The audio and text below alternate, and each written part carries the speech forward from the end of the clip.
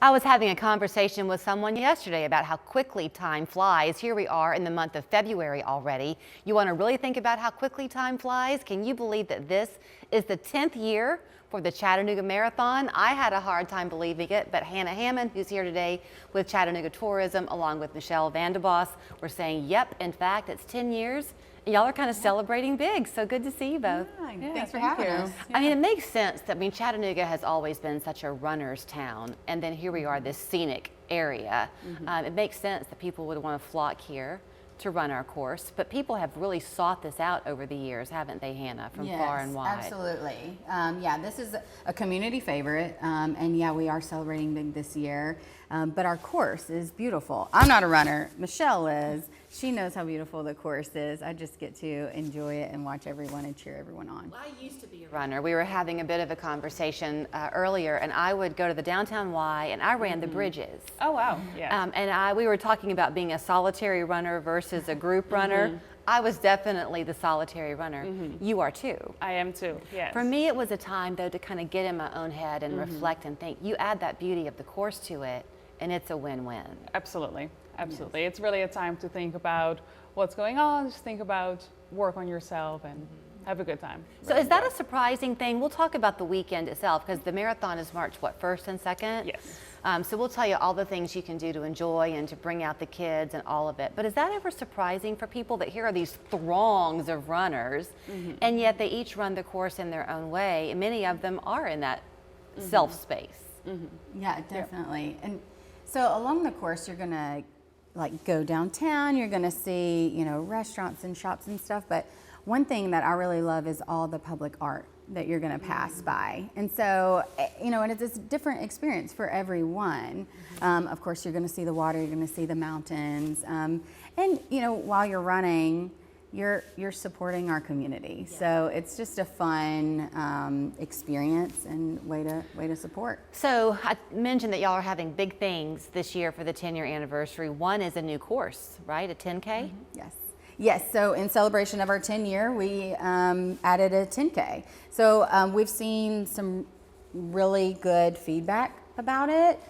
So it was kind of, you know, in that middle of the 5K and the half, and so we have a lot of good registrations for the 10K. I think everyone was really excited about having that middle ground there. It is a certified course.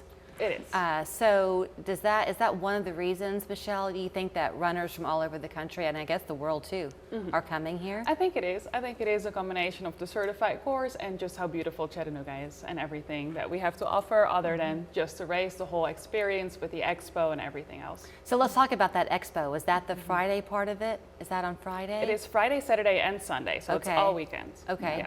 So the expo will be open for athletes and families to enjoy all weekend. But on Friday night, we always have it open for packet pickup and expo, but because it's our 10-year, we're celebrating. So we're kicking off the weekend with live music by 423 Essentials.